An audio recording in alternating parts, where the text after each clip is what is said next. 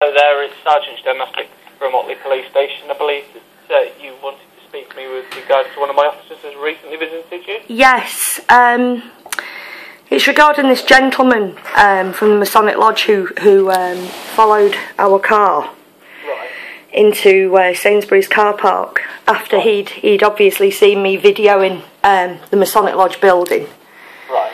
Took offence to it, followed us, got out of his car to us while we were in the car park, approached our car, proceeded to make accusations of a foreseeable crime that I may be responsible for because I'd been videoing. Right. I offered to telephone the police. He then said that he didn't need my details and he didn't need to phone the police as he was going to report us to the lodge members. I felt that was a threat. We had it on video. We recorded the incident. The PCU came out here today. She watched the incident on the video. She then said she felt I was goading him. Okay.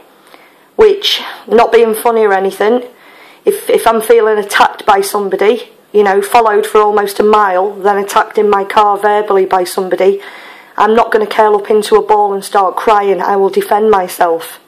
Right. This gentleman followed me. Yeah. He clearly was the aggressor by following me. And I don't appreciate being told by a police officer who I've gone to for help that I was the one goading and being aggressive, and that he may have seen the way I was speaking. I wasn't raising my voice. I never swore once. Okay, yeah. You know, I never shouted. I wasn't abusive. Going back to the start then, what caused you to film it? I don't need a reason to film a Masonic building, same as I don't need a reason to film Buckingham Palace. I don't need a reason to film a church. I don't need a reason to film anywhere in the public. Right, so there's no reason as to why... There was no reason at all. We were on a drive, we pulled up in the road and my husband pointed it out to me and said, "That's the old Masonic Lodge, you know," and I got my phone out and took about a minute and a half's video of it.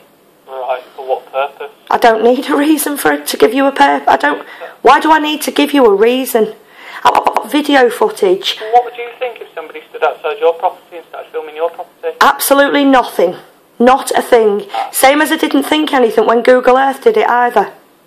Well, yeah, but I'm not Google Earth and I'm not here to dispute Google Earth. I'm here to try and find out why this whole issue has been raised. And, you know, it does seem like a slightly... slightly, you know, it's not something we come across on a normal basis. People just deciding they're going to film other people's properties for no apparent... It's not his property. Well, he's a member of or part of that property. It's a Masonic Lodge that is also hired out to the public for functions. Right. So, I'm just trying to have a civil conversation with you with regards to the reason as to why you were filming it, so I can try and get to the bottom of the Why do you feel this conversation's becoming uncivil? Not at all. Oh, right, okay. No, not at all. What place did you get that in? Would I need a reason to video anything out in public? I'm trying to... Is there a law that says I... I'm just trying to establish the reasons why in a very polite kind of way, just have a conversation with you. I'm not asking, you know, I'm not asking to get into the legality and so on of filming in public. We're just trying to find out why this man was potentially a little bit put out and a bit perturbed by it, so that obviously we can come to some sort of resolution, really, in an amicable way, rather than turning it into... Well, if the man genuinely thought I was some sort of criminal case in the joint, surely he should have phoned the police. I think, to be quite honest, if somebody was stood outside my property and they were filming me, or they were filming the property of which I was at or had connections to, then yes, I would come out and I would question it and I would want to know exactly why and the reasons for it. Well, one, he didn't come out and ask me why. He followed me in the car. In you outside filming your property, you might want to go out and find out why. Well, I wouldn't, because there's no law that says somebody can't. Right, okay. How about the Human Rights Act, right to a private life? Pardon? How about the Human Rights Act, right to a private life? Well, I would then enforce that if somebody came into my property and did it, but not out on a public road, no. Who's to say that he doesn't feel that his human rights of a right to a private life haven't been... Well, then the laws need to get changed in this country then, don't they? Because it isn't against the law to video in public. Going to the police, I'm not going to have any powers with regards to changing the law. You want to go to the European Court of Human Rights with regards to the Human Rights Act. I don't have a problem with the law. Well, the law has a problem then with regards to, obviously, this gentleman has felt that his private life has been invaded. Well, then he needs to do something about changing the law. If you want to check out no, not at all. Actually, you have to abide to the law, not the people. Would you be able to tell me which law says I'm not able to video in public, please? I tell you, if you want to check, I think, don't quote me on this, but I think Article 9 of the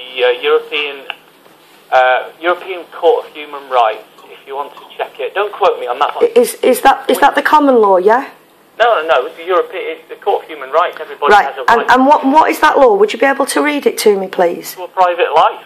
Right, I wasn't invading his privacy.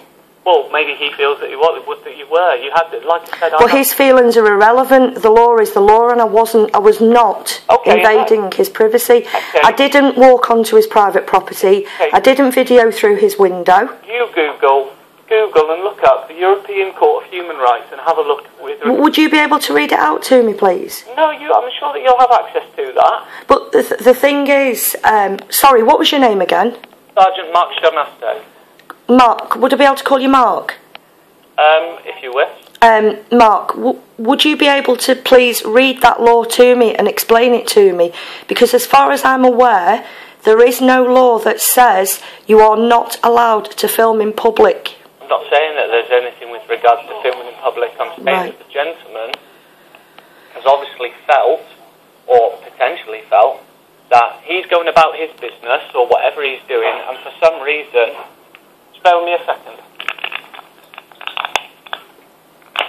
He's obviously felt that the actions that are being taken, he's felt it necessary to find out exactly why you felt it necessary to be filming the property that he either owns or has connections to or attends.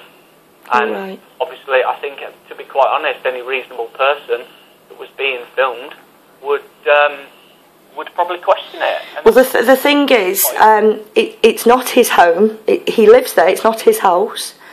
It's a Masonic lodge, which sort of gives it a bit of a standing of, a public interest building. It's also hired out for functions. It's all over the internet. It's on his own business on the internet, photographs of it. Right. So why he would think it's strange that somebody was videoing it, I could have been somebody looking to hire that function hall out and maybe wanted to video it to show a member of my family to see what they thought of it. Right. So I honestly don't see what his problem was. But let's just say he did have a problem, yeah? Maybe a genuinely founded problem in your eyes, yeah? Right. That does not give him the right to follow me in his car for almost a mile and then threaten me with lodge members. Right, what's he done in order to threaten you? He'd said to me, when I said let's phone the police now so we can sort this out, he said no, I shall be passing your details on. And he also instigated that he didn't need, I offered him my name and my address, he sort of hinted he didn't need it, he had enough details. He would be passing it on to the lodge members, and I said to him, and what are they going to do? Sacrifice me? And he said, you never know. Right, so he didn't actually make the threat, you've implied the threat. I beg your pardon? You've implied the threat by saying they're going to... Mark, just the fact that this gentleman thought I would be more feared of lodge members than the police. Not at all. Yes. If somebody had come to a property of mine, or a club or a private place where I'm... I think I shall be taking this complaint further, because do you know what? For some reason, somebody said to me the other evening when I said I'd contacted the police... The third officer that you will have spoken to. Yeah, somebody said to me that the police will not be doing anything about this because it is a Masonic lodge. And do you know what? I did not believe them. And it seems to me that they are right. And I will be putting this out there somewhere because I'm really not happy. As a member of the public, the police are supposed to protect me. Yeah. And this man, he followed me and he harassed me. Yeah, I've spoken to the officer that's actually viewed the footage, and the footage, as she's reported back to me before speaking to you, you filmed the building of which he has a connection to. Yeah. And the reasons as to why, the officer has clearly said to me that the gentleman has remained calm and civil throughout. He's not sworn, he's not made any threats. Likewise, I didn't. Your behaviour, and in fact your behaviour has been goading, it's been provocative. Well, this is why I want to make a formal complaint, because it isn't goading or provocative whatsoever. Okay. Okay then, if you wish to complain about me, obviously I can't carry on this discussion any further. Oh, you can't? Who do I need to speak to then? My inspector is Mr. Caldwell, Richard Caldwell. Brilliant. Oh yeah, I've dealt with him before. Thank you very much. Okay. Thank you. Evening now, bye-bye. Thank you, bye. Mr. Caldwell.